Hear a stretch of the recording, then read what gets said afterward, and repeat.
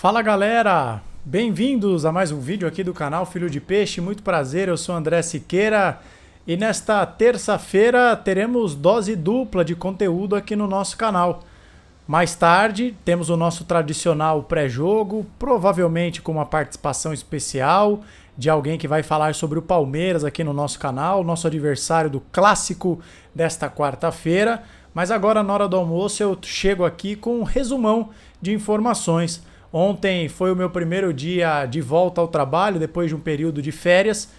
Acabei tendo praticamente nenhum tempo para trazer atualizações para vocês, não consegui nem fazer postagem na rede vizinha, muita correria, mas agora nesta chuvosa manhã de terça-feira eu consegui aqui separar alguns assuntos para dar minha opinião, para comentar, para não passar batido. Sei que provavelmente alguns desses assuntos vocês já sabem, mas eu quero comentar ainda assim. Então hoje, 2 vídeos, agora na hora do almoço e no final do dia, por volta das 18 horas, pré-jogo, Santos e Palmeiras. Será que o Palmeiras vem com o time completo? Vamos falar disso mais tarde.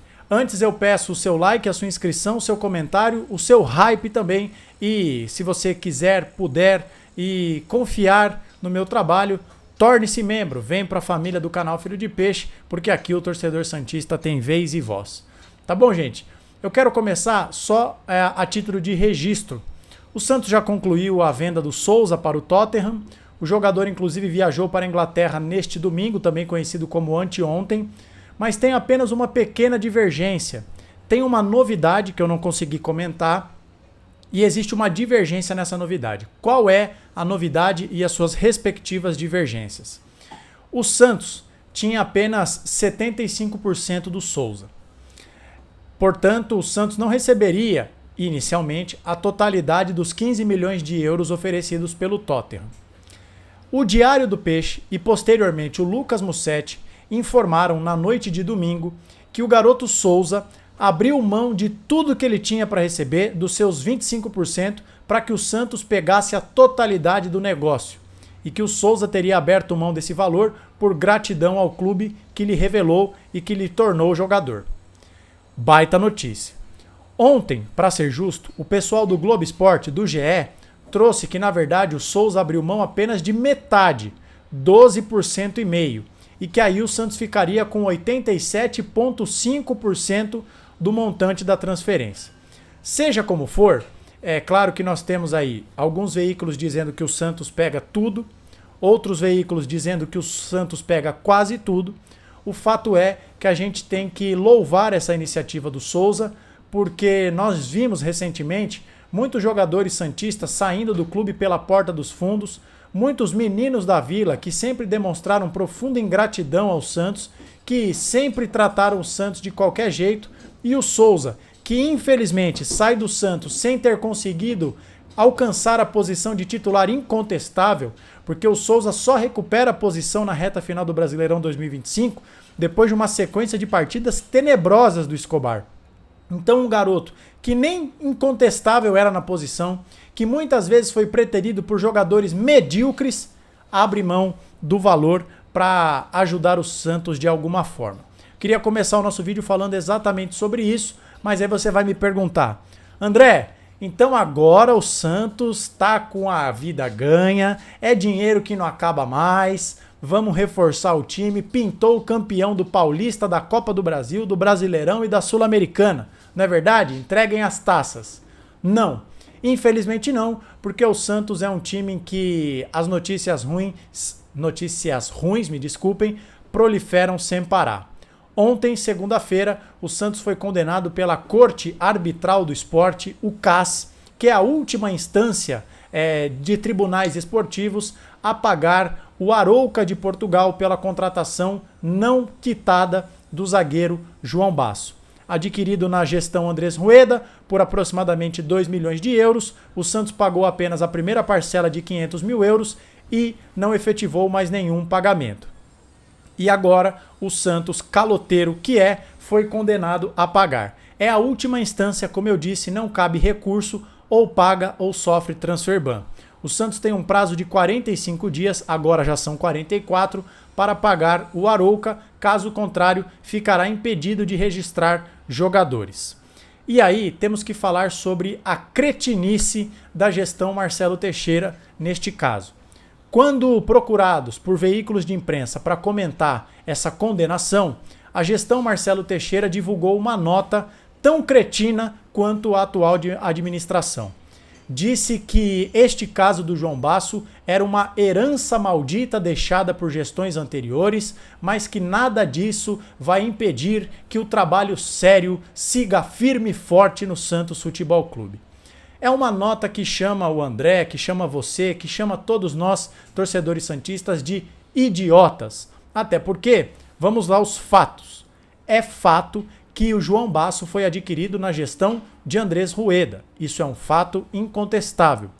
Portanto, não foi comprado na gestão de Marcelo Teixeira. Mas também é incontestável o fato que o Marcelo Teixeira quer esconder de você que foi na gestão dele que o Santos teve a oportunidade de se livrar do João Basso. Vamos voltar o nosso calendário para meados do ano de 2024, quando o Santos estava na Série B e o João Basso, com salário alto para os padrões de um time de segunda divisão, recebeu um chamado do mesmo Arouca de quem o Santos o comprou e nunca pagou. O Arouca pediu ao Santos o seguinte, propôs o Santos o seguinte: me devolvam o jogador e a gente zera a dívida. Vamos considerar que estes 500 mil euros que vocês pagaram da primeira parcela foi pelo empréstimo do jogador. Devolva ao Basso e a gente esquece o 1,5 milhão de euros que vocês estão nos devendo.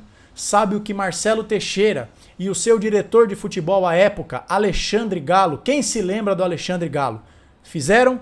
Não, o Basso fica. E agora o Santos sentou na graxa. Isso porque eu nem estou comentando o fato do Santos ter chamado o João Basso de herança maldita, né? Imagine o Basso é escalado agora para o próximo jogo, sabendo que o presidente do clube que ele defende lhe considera uma herança maldita.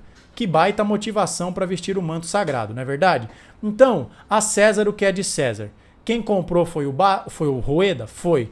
Mas quem teve a oportunidade de se livrar da dívida, não se livrou e não pagou o que devia, foi Marcelo Pirillo Teixeira. Então o dinheiro do Souza vai também para pagar o João Basso, porque o Santos é um clube que não sabe administrar bem as suas finanças. Maravilha, gente? Agora, rapidamente, peço mais uma vez o seu like, a sua inscrição, seja bem-vindo por aqui, ative o sininho, porque por volta das 18 horas eu estou de volta para projetarmos tudo mesmo de Santos e Palmeiras, Palmeiras e Santos, que se enfrentam 7h30 da noite na Arena Barueri, pela segunda rodada do Campeonato Paulista. Jogo com transmissão da Record, da Cazé TV, da TNT Sports e também no streaming, no HBO Max, que aliás, se você tiver conta no HBO Max, você assiste a todos os jogos do Santos por lá. Feito o recado, te passando a informação, vou apenas registrar duas informações sobre o time da Copa São Paulo de Futebol Júnior. Ontem, o Santos bateu o Cuiabá por 1-0, gol do JP Sherman no finalzinho da partida após um escanteio do Nadson. Jogo que começou às 5h30, como eu já havia avisado a vocês, eu não conseguiria assistir ao jogo, tampouco gravar pós-jogo, porque eu estava com as minhas obrigações profissionais, não conseguia assistir a partida, e aí eu não faço comentários de um jogo que eu não assisto. Na próxima fase, o Santos enfrenta a Ferroviária, que na edição do ano passado eliminou os Peixinhos nesta mesma fase, terceira fase. Mas aí vem o pulo do gato. Sabe para que horas está marcado o jogo entre Santos e Ferroviária, meus amigos e minhas amigas? 9h15 da noite de amanhã, mesmo dia em que Santos e Palmeiras se enfrentam. E aí eu fico me perguntando se a Federação Paulista de Futebol não tem vergonha na cara, se a Federação Paulista de Futebol não tem bom senso, porque, ora, tratam-se de dois torneios organizados pela Federação Paulista de Futebol, o Campeonato Paulista e a Copa São Paulo de Futebol Júnior. E aí você pega num dia em que o profissional joga e você marca para o momento em que esse jogo ainda estará acontecendo. Ah, André, mas já vai estar acabando. Não importa, não importa. E você marca o jogo da base coincidindo com o profissional. Veja, é ruim para todo mundo. É ruim para o torcedor que quer conhecer um pouco mais da base, mas prioriza o profissional e é compreensível. É ruim para nós, produtores de conteúdo, porque eu não vou conseguir assistir os dois jogos ao mesmo tempo. Quando o jogo começar, nós estaremos aqui na nossa live pós-jogo. Aí se você me disser, André, então não faz live, grava um pós-jogo do clássico em vídeo de 10, 15 minutos, vai assistir o jogo e publica outro vídeo. Aí o algoritmo do YouTube me arrebenta, porque vão ser dois vídeos, um competindo com o outro. Então é ruim para todo mundo, para o torcedor, para os meninos da base que gostariam de ter visibilidade, mas sabem que vão estar competindo com Gabigol contra Vitor Roque, Gabriel Brazão contra Carlos Miguel. O que tem mais apelo, né? Pô, e tem bons jogadores dos dois lados. O Eduardo Conceição, desculpe, é o Palmeiras da base, né? Tem o time da Ferroviária, que sabe que, pô, se a gente eliminar o Santos, a minha vida pode mudar. Se eu eliminar o Santos, eu posso fazer um contrato profissional no próprio Santos, em outro time. Vai estar competindo com Brazão contra Carlos Miguel, Gabigol contra Vitor Roque, William Arão contra Marlon Freitas. Então é ruim para todo mundo. Para produtor de conteúdo, para torcida, para molecada, para geral. Menos para a Federação Paulista, que pelo jeito não se importa. Então eu queria deixar aqui, claro que isso não vai mudar nada, quem sou eu na fila do pão, mas eu queria deixar aqui registrado o meu repúdio a essas coisas, né? Já tivemos jogos da Copinha com sol a pino, 11 horas da manhã, em gramado sintético, o jogo teve que ser parado porque estava queimando o pé dos jogadores. Então veja, né? Depois o André que é chato demais, mas é uma piada isso. É jogo 11 horas da manhã, 60 graus na sombra, a molecada queima o pé, tem que parar o jogo. Aí o jogo do profissional compete com o jogo da base, sendo que são torneios organizados pela mesma organização, né? Não estamos falando aqui de um jogo da Conmebol coincidindo com o jogo da CBF. Um jogo da CBF coincidindo com o jogo da Federação.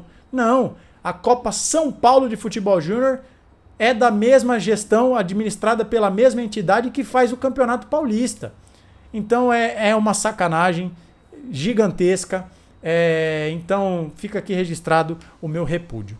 Tá bom, gente? E para fechar o nosso vídeo, rapidamente duas atualizações sobre jogadores que se tornaram pauta aí no noticiário santista nos últimos dias. Em primeiro lugar, o volante chileno Felipe Loyola, de 25 anos, que pertence ao Independiente. Assim como muitas pessoas eu tenho recebido nos comentários dos nossos vídeos, fala do Loyola, cadê o tal do Loyola, ele vai vir ou não vai vir?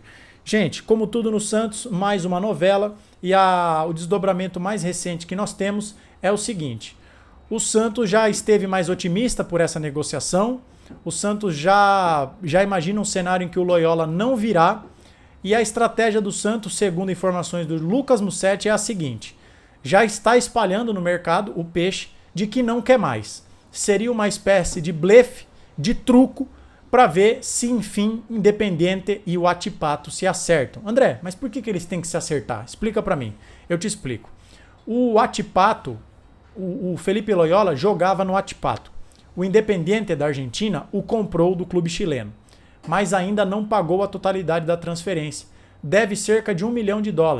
Então, o Independiente, que é caloteiro, não pagou o Atipato, tem medo de tomar calote do caloteiro Santos. Então, o Independiente pede muita coisa, porque tem medo de não receber, mas o Atipato não concorda, porque está com medo do Santos pagar o que o Independiente pede e o clube argentino não pagar o Atipato. Então virou essa novela, ninguém quer ceder, o Santos chega no seu limite e a coisa fica estagnada. Então o Loyola já começou a pré-temporada com a camisa do clube argentino e, segundo dizem por aí, já esteve mais próximo da Vila Belmiro. E neste mesmo sentido, quem parece estar se aproximando da Vila Belmiro é o atacante Michael, do Flamengo. O Santos ainda não tem clareza 100% do modelo de negociação, mas o Flamengo diz que se for um empréstimo, quer que o Santos pague a totalidade dos salários, e o Michael, segundo o Globo Esporte, ganha quase R$2 milhões por mês. Isso seria um escândalo, o Santos pagar isso para um jogador que está absolutamente escanteado no Flamengo e que nunca valeu R$2 milhões por mês. Ocorre que existe a possibilidade do Santos adquirir o Michael, comprá-lo do Flamengo e aí tentar fazê-lo diminuir a pedida salarial. Cortar pela metade, cortar 30%, o que ainda assim, convenhamos, lhe faria ter um dos maiores salários do elenco. Mas, pelo que a Gabriela Brino, também jornalista, informou, as conversas estão avançando e Michael, ponta esquerda, pode desembarcar na Vila Belmiro. Beleza, gente?